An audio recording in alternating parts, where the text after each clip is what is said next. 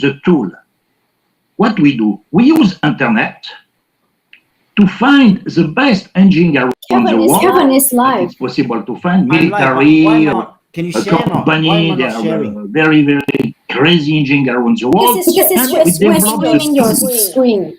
So you This have, is to was the have the first screen we stay outside on the Zoom. plan. But I have to when go we back to Zoom and keep start it on 20 Zoom. years ago, this Yeah, company, I start to And you- and- design Go back on the Zoom. engine in Germany, Okay, hang on. in USA, in Japan, directly with my computer.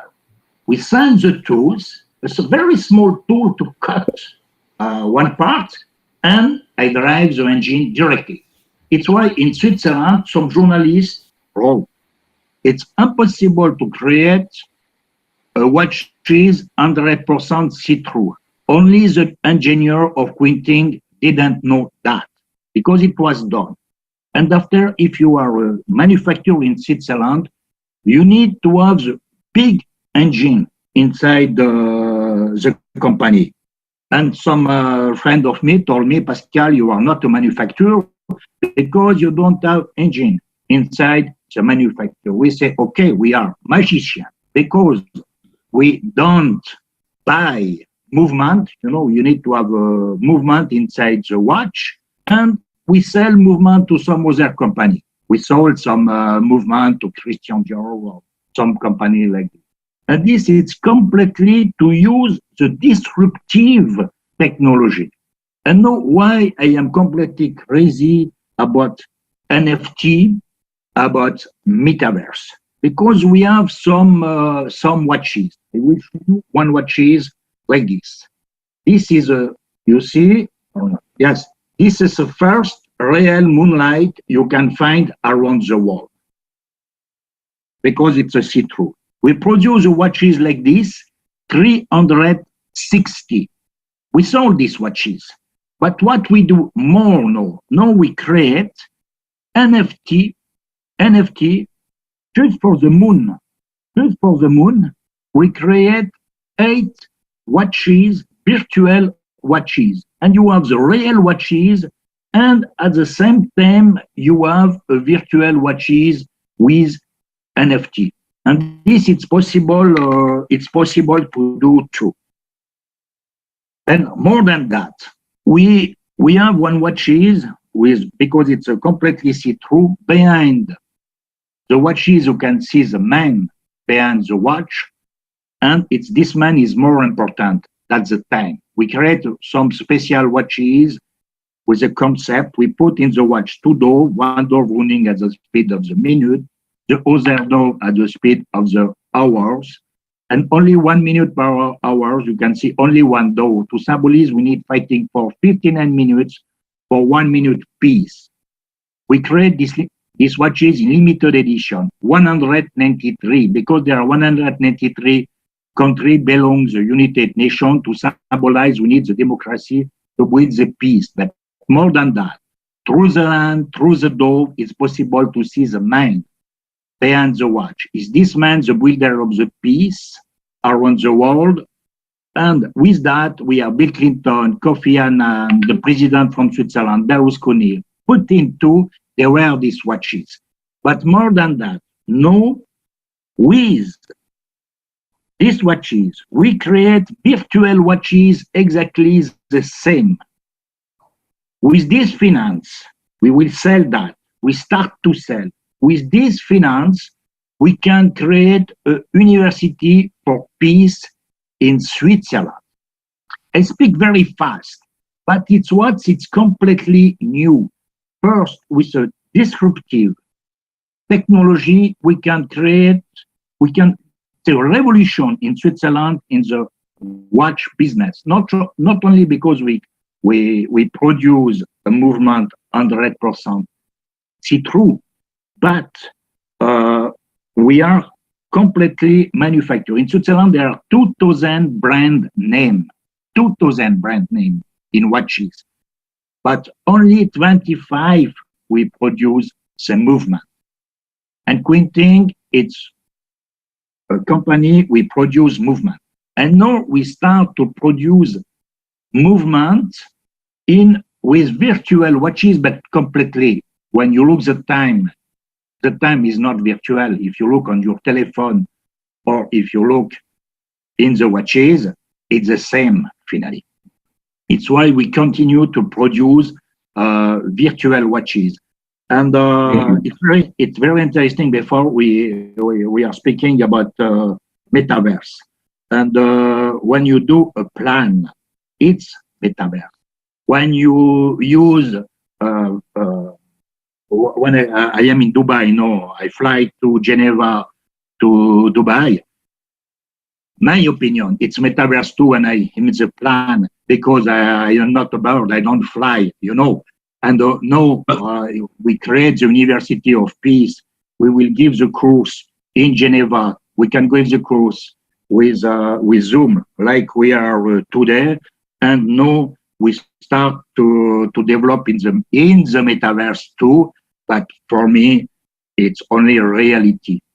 Thank you very much, Pascal. This is great.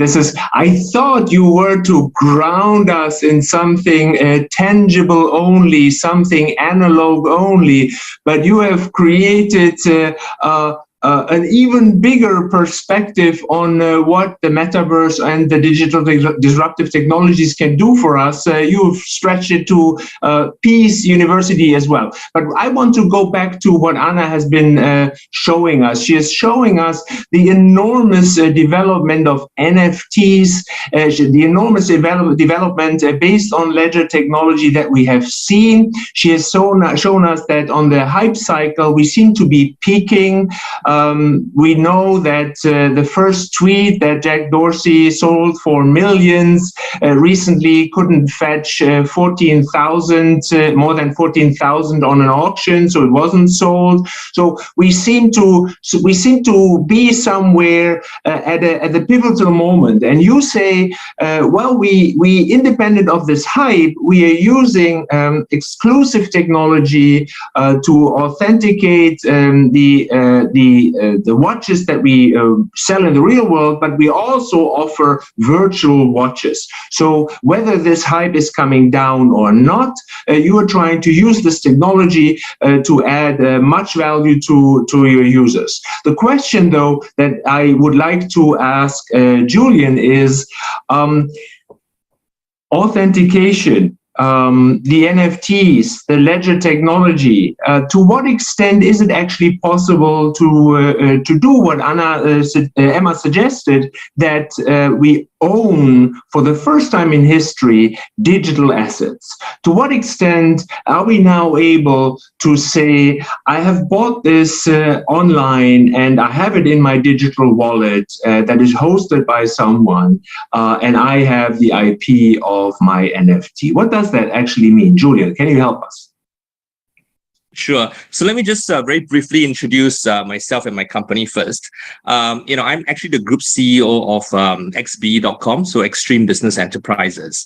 And we are actually a group that is very, very focused about trying to apply, what I call the Web3 technology to existing real world industries, and to steer away from all of the hype and speculation that's happening around the JPEGs and a lot of the digital assets. Okay. Now, coming back to your question, Patrick, when the NFT technology and the blockchain technology is actually a very, very useful technology. We actually take an interest to ensure that this technology would have a long-term prospect in our world, right? And the only way to do it is to ensure that we can clearly articulate to the rest of the world what is the purpose of this technology and how can we use it to improve our lives and to change the way we operate and to change the way we run our businesses. Right? As long as we continue to stick, with flipping JPEGs, we will never be able to get to that point. And it's the reason why we took it upon ourselves as a group to avoid all of that, to really resist all that temptation, because there's so much money to be made there. But instead, we really focused on how to apply it. And honestly, today, we believe that we are probably one of the most advanced companies in the world in terms of application not the technology itself. We rely on the rocket scientists to build all the protocols and to build a blockchain. But what we want to do is we want to pick the best one for our own use. Okay. Now, so how have we actually applied NFT technology? Now, if you ask us, the NFT essentially is really more of a tool than an end product. Right now, when people talk about NFTs, they talk about it as if it is an end product. For example, in all of the JPEG NFTs, they show you the image when you buy the NFT.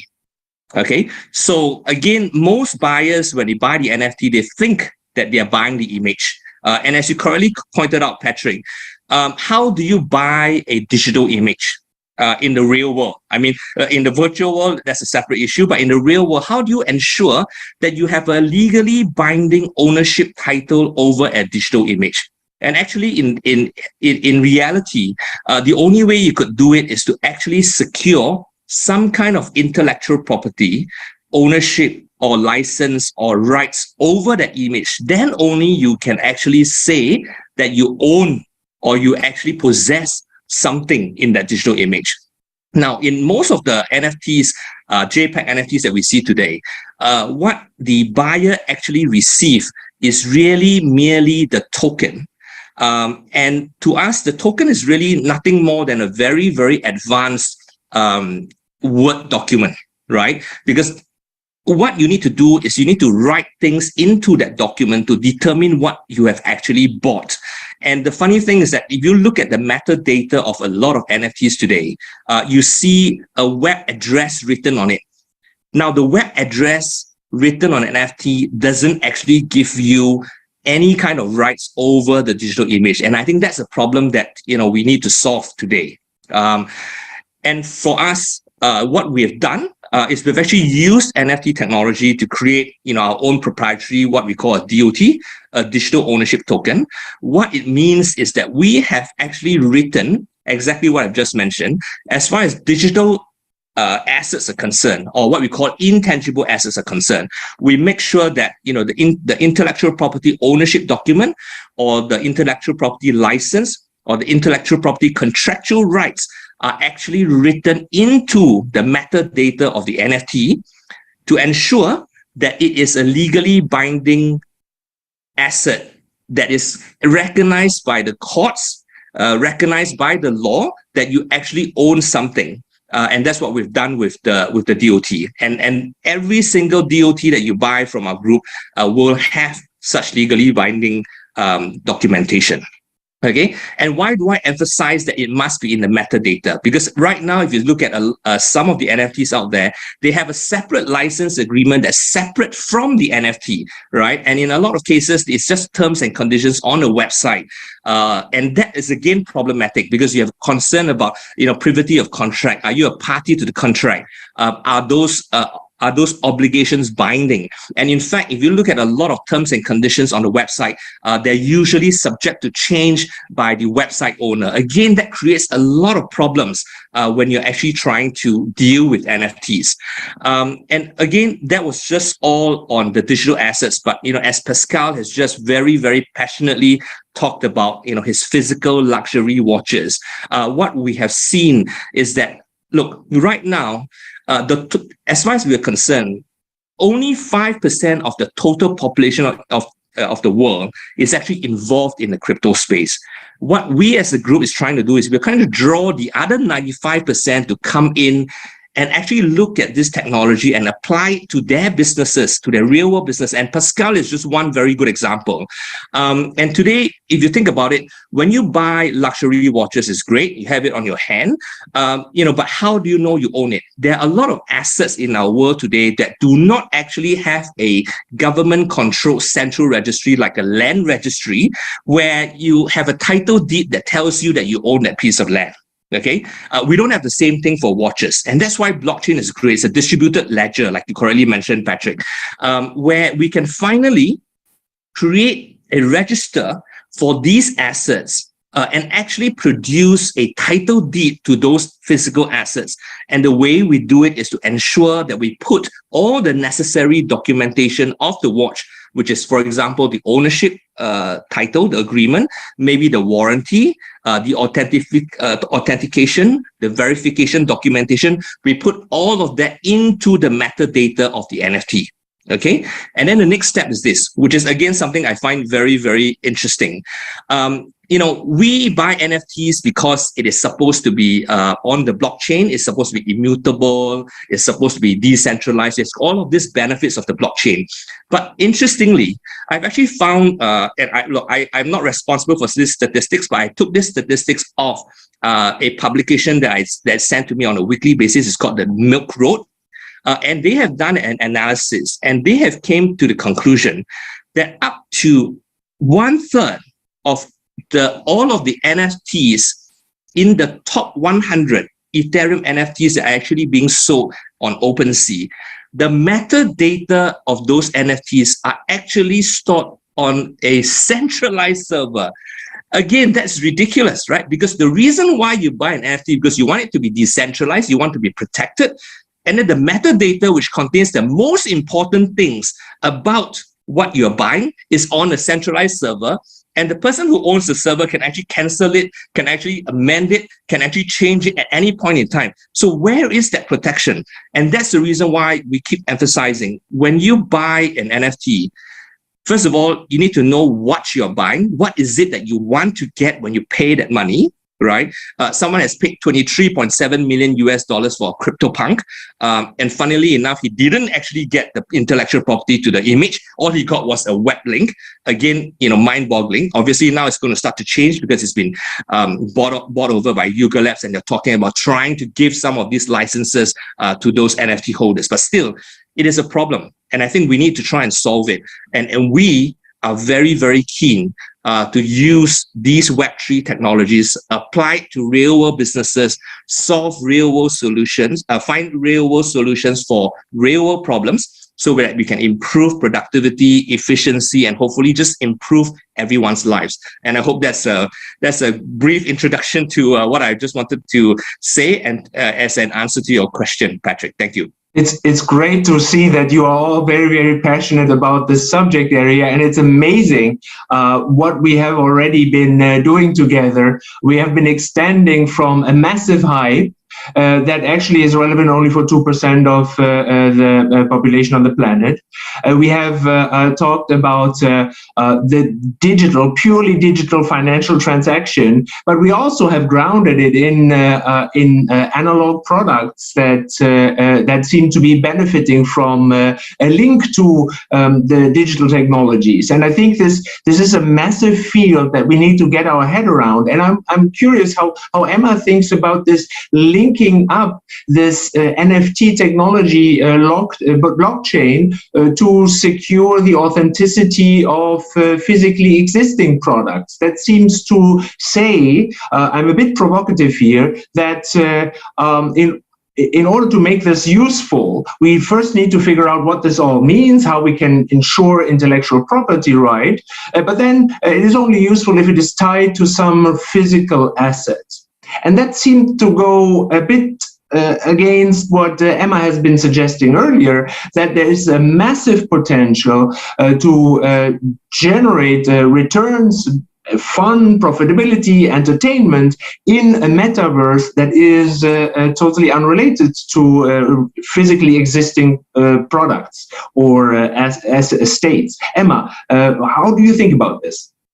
No, I'm glad you asked. And first of all, I think I agree with a lot of the problems that Julian has rightly pointed out, given we're so early. And I don't think the technology, there is a very good standards around an NFT IP issuance, right? But the technology is the good technology, and the technology is the innovation that allows for digital authenticity to be established, right? And now we need to figure out what will be the standard, right? Now we need to figure out how do we incorporate the real useful data, authenticity data into the metadata, as Julian rightly pointed out, right? We also have to figure out this everything related to this, whether it's the metadata or the stored information needs to be stored in truly decentralized storage, not on Amazon, right? Because then that's not truly decentralized. They can change the centralized database. So that kind of points out to what I was referring to as the Web3 opportunity. It's not just in the applications, right?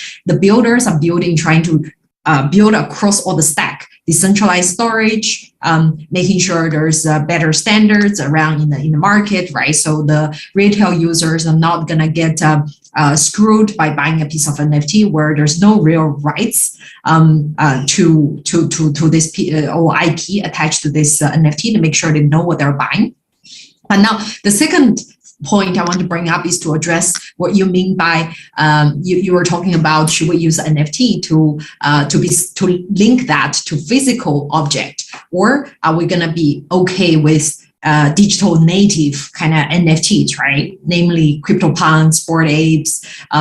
In my view, I think there's valid use case in both, right? If you use NFT to link to real life objects such as a LV bag, right, a piece of luxury jewelry or a watch, it helps to solve for that authenticity and checking problem, right, which is way more transparent than today's centralized solution. But there's a problem with that, which is the problem of garbage in, garbage out. So who is certifying that and putting that data on chain becomes the critical point. Then you're also trusting somebody else, right? What if that party becomes corrupted? So that's the problem that people need to come up with solution with, right? Somebody needs to verify that information goes on there is actually authenticated. Now, but I definitely think there's valid use case for that. The second part, which I'm very interested in, is, to do with the creator economy, right? Whether a creator is creating a piece of art using physical pen and paper, right? Or they're using that like a photographer producing a piece of original photography, right? Or somebody creating a piece of digital art, that still should speaks volumes of the creativity, right, or originality. If there's a way to authenticate that and making sure the buyers know that that's the only piece of digital art out there produced by this artist, then I think there's tremendous value in this piece of work, right? Or they might decide to produce a piece of Bored Apes, as long as you know that only piece, when was it created, what was the transaction history, there's still a lot of value attached to that. So I think there's value use case for both.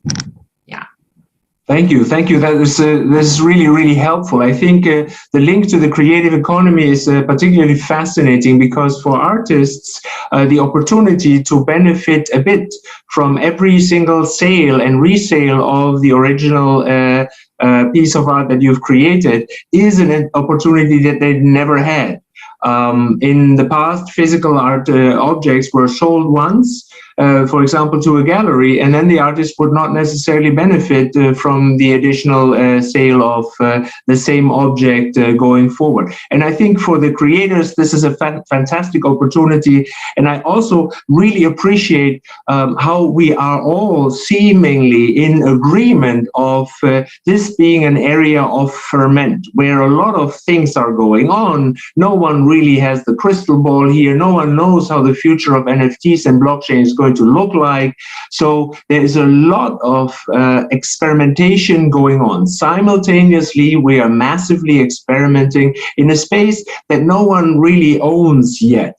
And that means that there will be some winners, and we have seen some in the past already, and there may be some that don't make it into the next decade. So I think that's very fair to acknowledge. But to the specific point that you mentioned, the link between analog objects and the digital world, I wanted to ask Pascal to share with us briefly his view on how he and Quinting thinks about selling digital objects only. So do you see, Pascal, a future for only digital Quinting objects?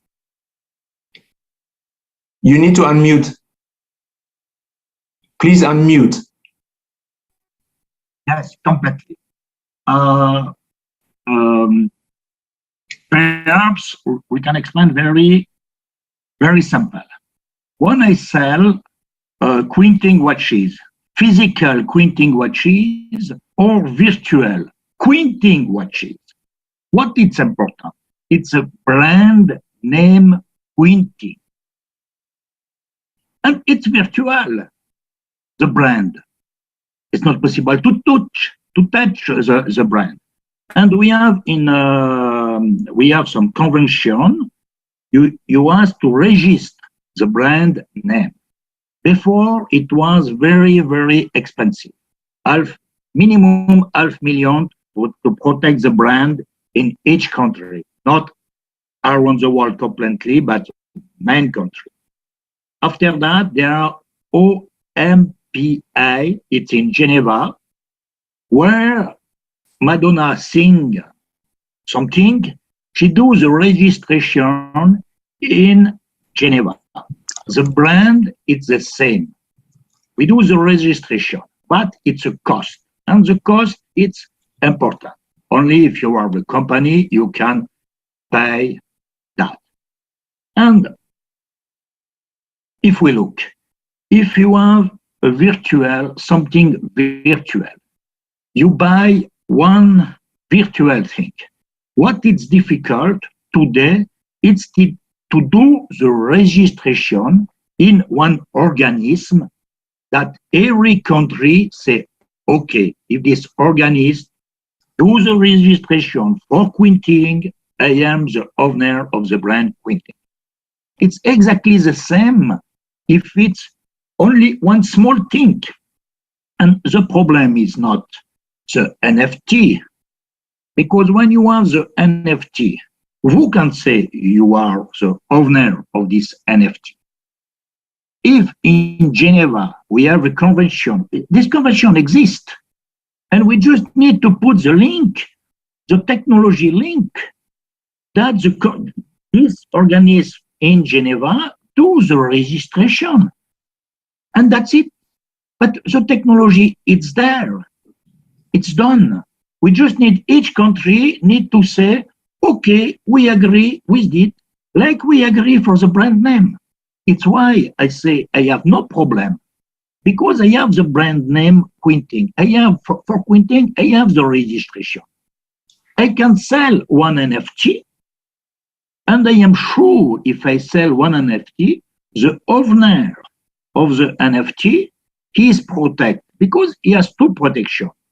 He has a protection with the NFT, with the blockchain and the wallet and so on. But this is not a protection at all.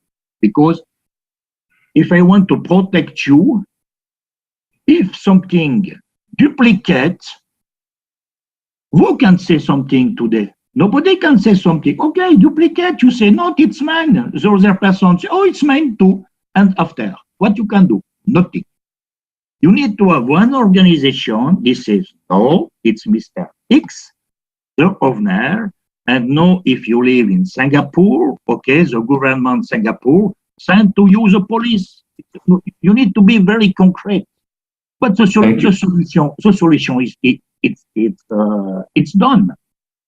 Thank you, Pascal. This is very, very helpful. What I think is emerging is that we have technology that's super advanced, but we still need to figure out how we can legally catch up with clarity and transparency about who owns the intellectual property. And when I talk about intellectual property, or intellectual insight, I'm actually talking about the cues that you have sent in, the questions that you have sent in, participants all around the world. Thank you for this. And I could never handle the amount of brilliant questions alone. So that's why you have seen pop up on the screen my colleague, Professor Carl Schmetters, a partner in crime when we write about NFTs, but also the leader when it comes to finance at IMD. He's going to handle the questions. Carl, what is the most exciting question according to you? There are a bunch of exciting questions. I already apologize in advance. We can't do justice to all of them. Let's start perhaps with questions for Julian. what is currently the state of the art of legal frameworks for ownership with NFTs in the different jurisdictions where you do business?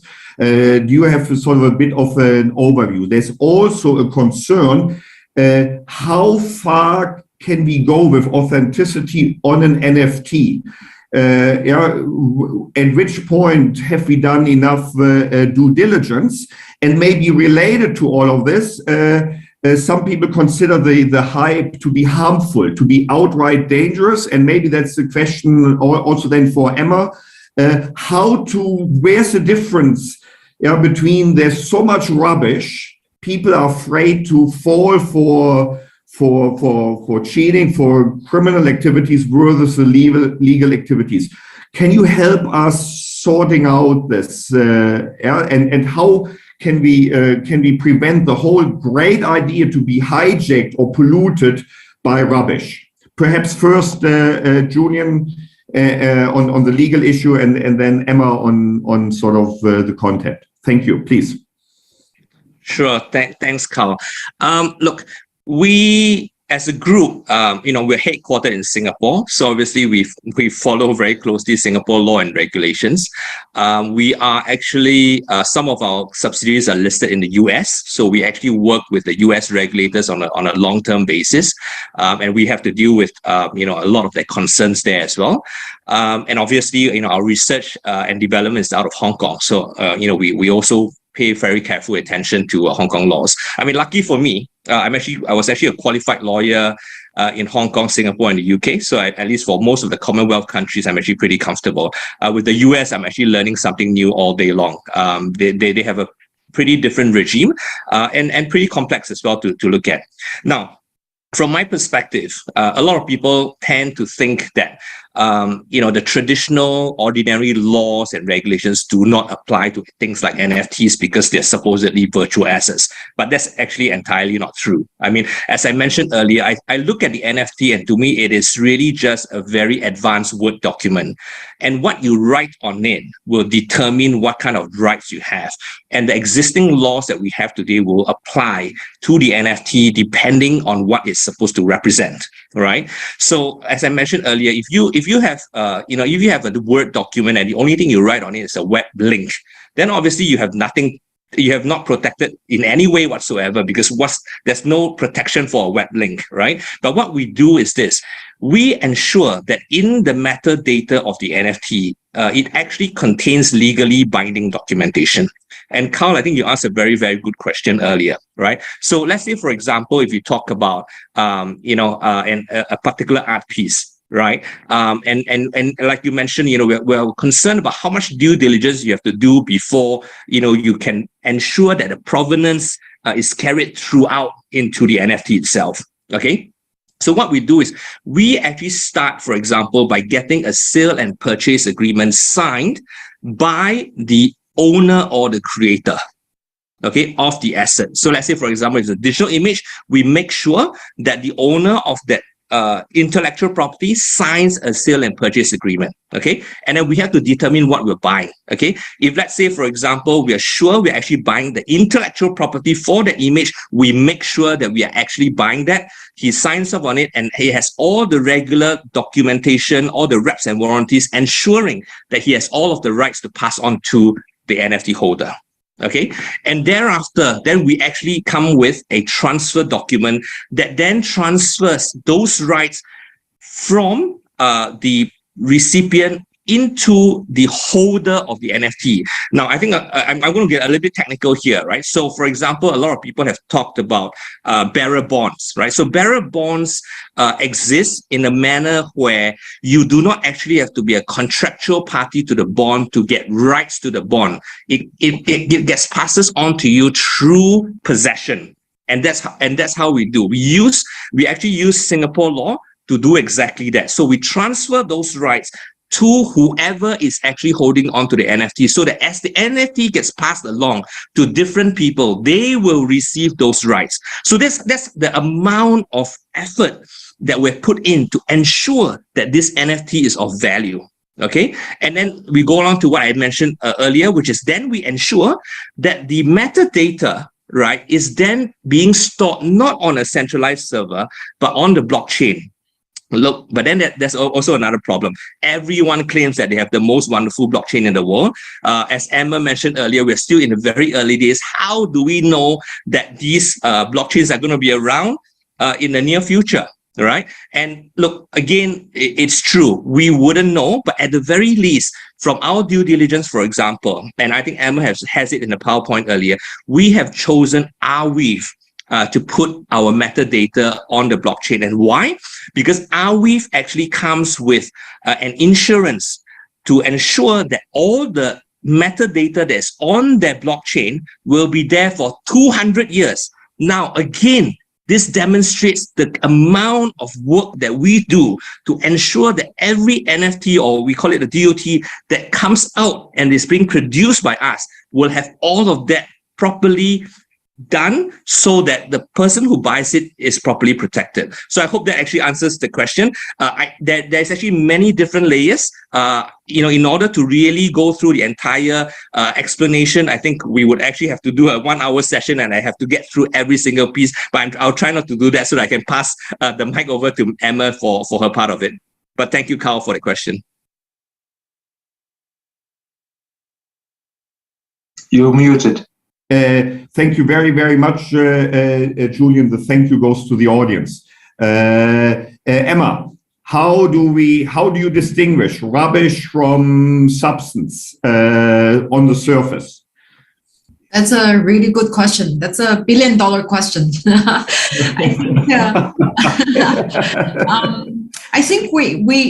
I think by the nature of business, we're in VC investment, right? Which means we have to take risk, and we're in the business of finding gems among, noises.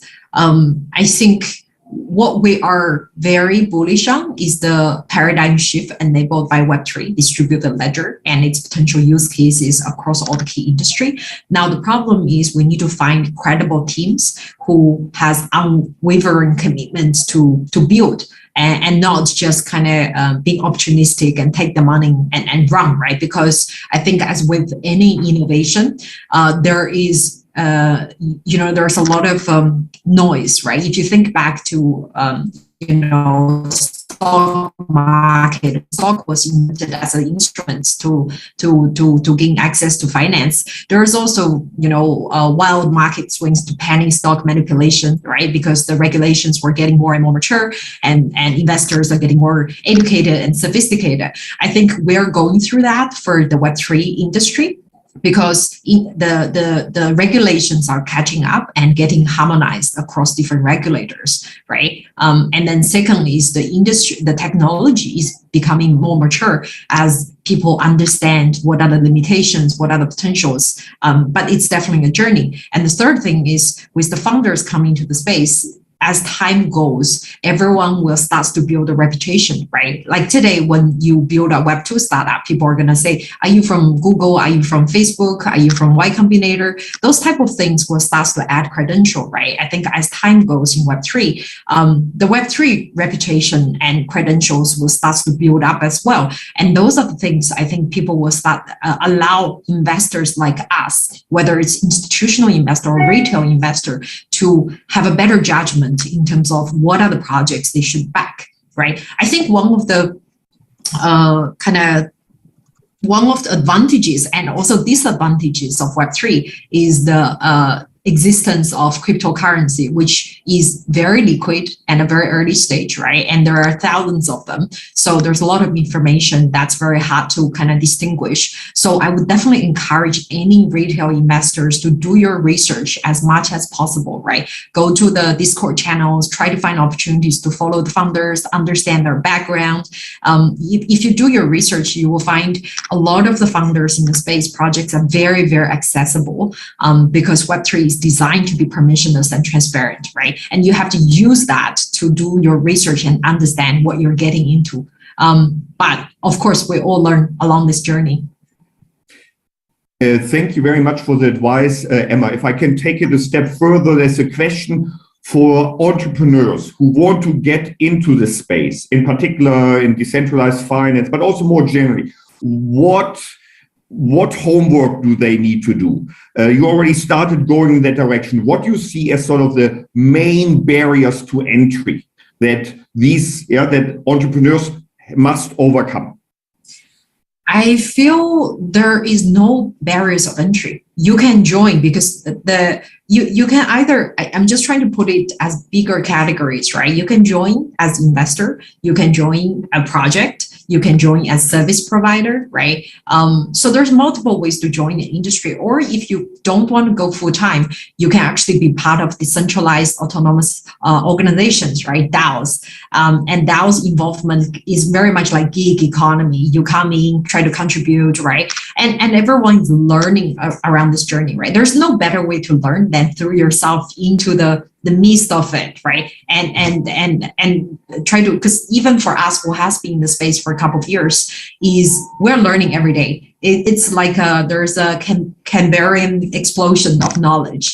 And it's hard to keep up, but if you put yourself inside this and try to learn and try to network, that's the only way. Thank you, Emma. I think I will take a break. I have more questions, but back to you, Patrick. If you let me just ask one question. We have been talking mainly about NFTs and how to make sure that we get what we think we get. And so, when we talk about NFTs, that is only a small portion of what will eventually become the metaverse, where we are in a digital space and we are supposed to be able to buy and sell digital assets in this digital space. My question to the expert panel now is, if we have sorted eventually the question of who owns the intellectual property about the NFT, what is the challenge going to be when this NFT is being used in a world that is owned by others? Who would like to take this? Julian, would you like to take this first, and then we go back to Emma? Is that good? I would rather allow Emma to start first because I'm not sure I actually fully understand the question. So maybe through her answer, I can get a better idea. Let me just rephrase the question and give Emma a little bit more time. If we know who owns the NFT eventually and how the IP is sorted for the NFT, what about the ownership of an NFT in a world that is owned by others? I think I understand to a certain extent, but please let me know if my understanding is incorrect. So example would be if I own a piece of CryptoPunk, right? I use that as my metaverse identity, and I go into, say, Sandbox, which is a metaverse, and there are other people who bought various pieces of land, right? And maybe on a piece of land that's owned by, I don't know, South China Morning Post, they build a virtual, I don't know, library, and I go in there. I think the NFT was come with certain utility, allow you to do certain things. I don't necessarily think they will actually conflict, because owning a piece of land means you can control what you build on that, and what do you allow people to do in that piece of land? Who are you? What kind of activities can you host, right? By me holding the CryptoPunks as my metaverse identity, I can use that to express my character, right? So people recognize me by that. So it's not necessarily conflicting. I don't know. Okay. That helps to answer the question. Okay. Thank you. Yes, that helps it. That calms me down a little bit. I was getting nervous that some owner of a metaverse platform is claiming a percentage of the exchange value that I generate when I sell and buy NFTs in their spaces. But yes, that is very helpful. Thank you. Julian? Right. Okay. So if I understand the question correctly, based on what you just said, Patrick, it sounds to me like you're saying that even though I already own the NFT, if I use the NFT in somebody else's space and they decide to actually charge me for using my NFT in their space. Is that possible? And is that right? And I think and actually, to be honest, the funny thing is this. Everyone again always treats the virtual world as something completely different from the physical world, but it's actually very similar, right? So if, let's say, for example, I own something in the real world and I bring it to my friend's gallery and I tell him that, look, I want to place my item in your gallery. And if he decides that because I'm placing it in his gallery, he's going to charge me rental, of course, he's entirely entitled to do that, even though the item belongs to me. So I think a lot of people tend to separate virtual from the real world. But in reality, you can't actually stay away from the real world. And it's the same problem with, for example, the recent legal issue with respect to the Meta Birkins, right? So the guy who created Meta Birkins thinks that, I'm creating a handbag in the virtual world. I'm not flouting any intellectual property in the real world, but that's not true. Why? Because every single piece of digital asset that exists in the virtual world actually exists or actually has a shadow in the real world in the form of intellectual property. And you can still breach a lot of laws and regulations in the real world, regardless of what you do in the virtual world. And that's something that people need to understand, and people need to recognize and deal with it. And that's how we can actually move forward and try to use this technology for real world purposes. And that's what I keep emphasizing. I hope that answers the question, Patrick.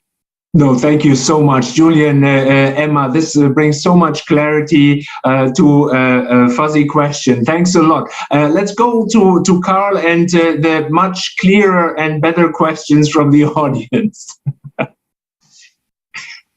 So there's a question, like, in order to get progress, do we need sort of government regulatory involvement or participation, or could it be a ground up that just practitioner eventually get to a gold standard of authentication without having the government involved?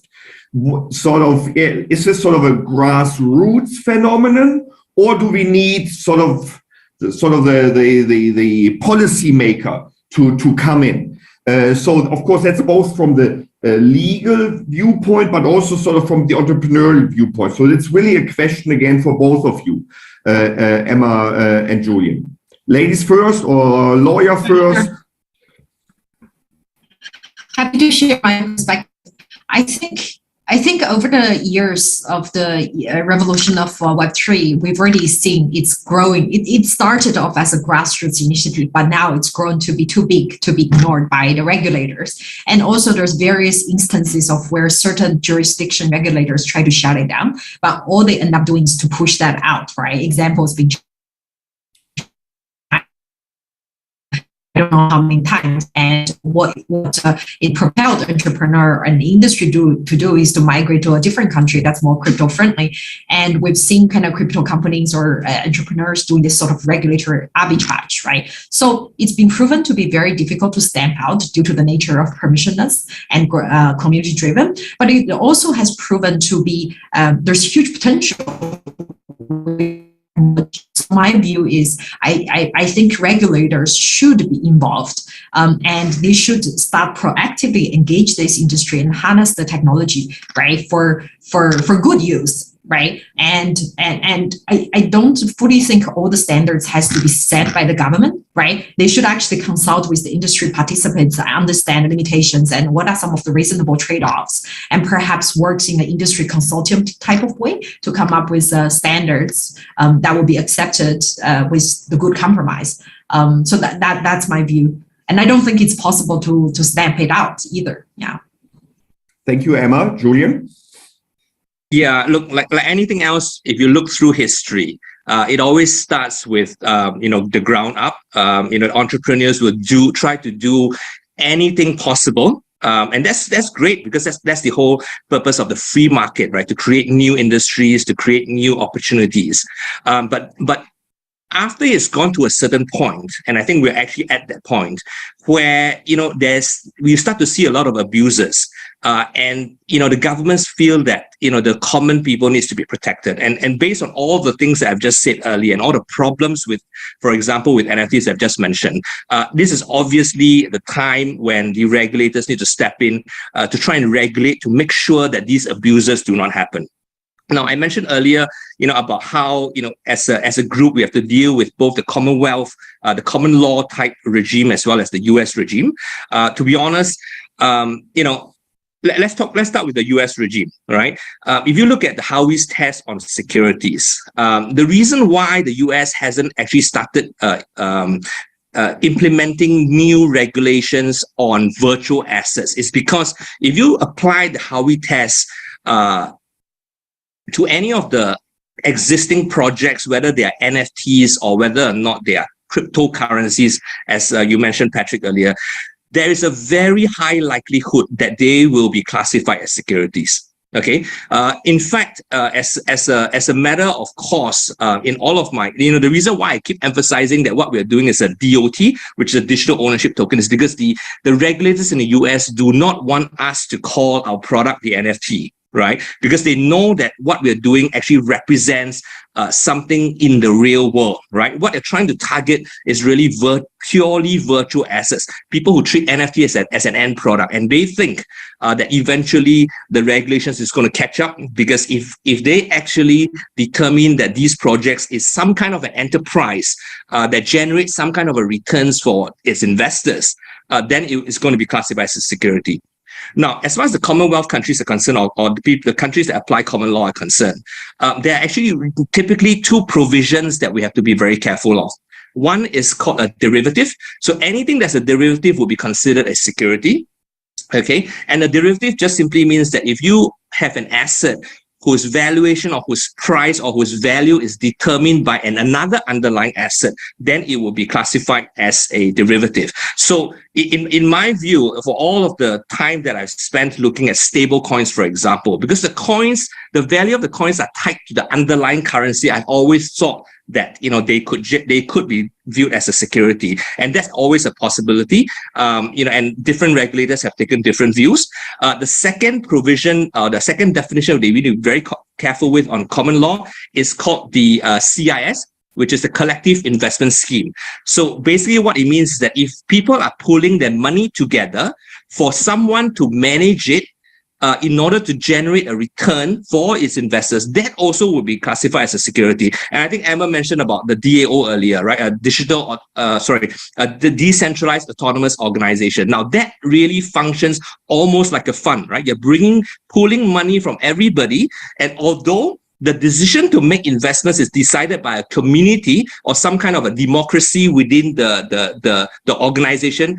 In my view, there is a very, very high risk that it could be classified as a collective investment scheme, in which case it's also a security. So again, that's the reason why I think anybody that wants to come into the Web 3.0 space need to be very clear and very careful about what they're doing. And for all intents and purposes, find a very good lawyer, right, to guide you through what you're doing. I think that's the single largest hurdle for any entrepreneur that wants to get into Web3 today. And that's just my view. I hope that helps. Thanks, Carl. Thank you, Julian. Here's now a question that looks at it completely different. Yeah, I find this fascinating. So we're talking a lot about NFTs or DOTs. So what's in the virtual world? Now let's look at the underlying item. So what happens if the underlying item changes? Now, if I own a watch from Pascal, the real watch in the analog world, I have on my arm. But the digital watch, then Pascal comes along and tweaks it, and I don't like it anymore. And this question arises in Emma, in your opening presentation. You gave an example how NFTs came out of this game. But sort of having then the game no longer going on or being stored somewhere, that's changing the nature of what I own. So what is this NFT worth? Yeah, and so that this is now, even if there's a beautiful legal setup, if the digital item underneath, whether it's this game or Pascal's digital watch, changes, is that allowed? And what is the value? Maybe this devalues my NFT, even though everything on the NFT side or DOT side is perfectly fine. So what do I own? Yeah, is this set in stone? It could also be, I guess, an artist who later on says, oh, I don't like my rabbit anymore. I wanted bigger ears or no ear or only one ear. So how do you view that? Emma, Julian, Pascal. Julian, do you Pascal, you are. Go ahead, Emma. Go ahead. Yeah, no, I'm happy to take that question. Thanks, Carl. Look,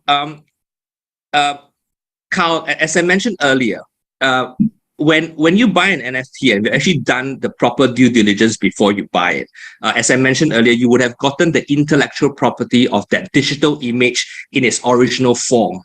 Okay, that is in your metadata. You would also have received the image in its original form also in your metadata, right? And that image now belongs to you.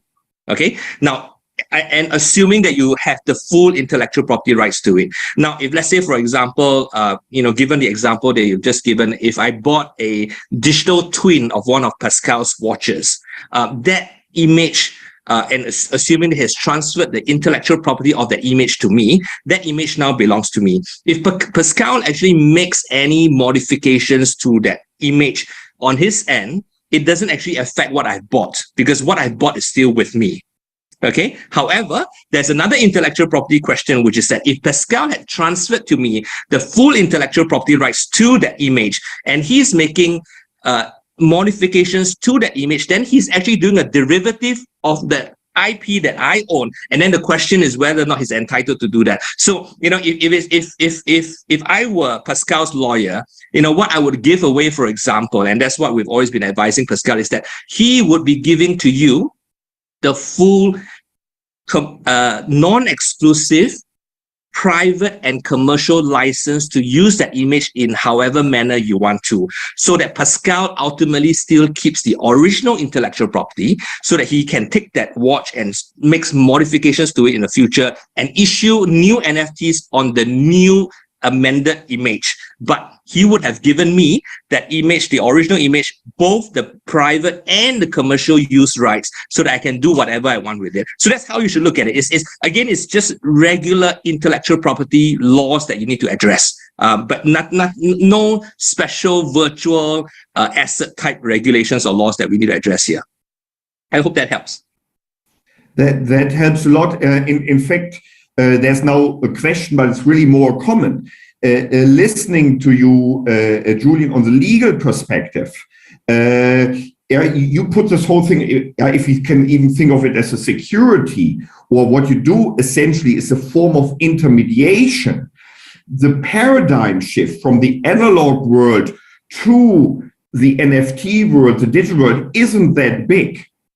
So essentially, you're letting out the air out of some of the hype, by through your legal perspective. It was here as a question, but it's really sort of more of a comment.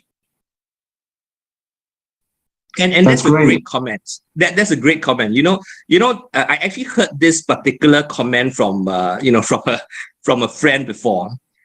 He told me that when you go into the NFT space, you need to try and sell rubbish, because rubbish can reach incredible heights in terms of value, right? For example, if you try to sell something of real value in the real world, let's say, for example, I try to create a DOT or NFT of Pascal's watch. Nobody will pay $23.7 million for his watch, because you have a comparison in the real world as to what the value of that watch is, right? But if you create something that's completely valueless in this world, now you can allow the market to decide what their value is. And that's the irony of it all. And that's why I keep emphasizing earlier, we could have really jumped into the whole entire Web3 experience at the initial phase and made a lot of money by selling a lot of stuff, by creating all of the hype and speculation. But we chose not to. And because we chose not to,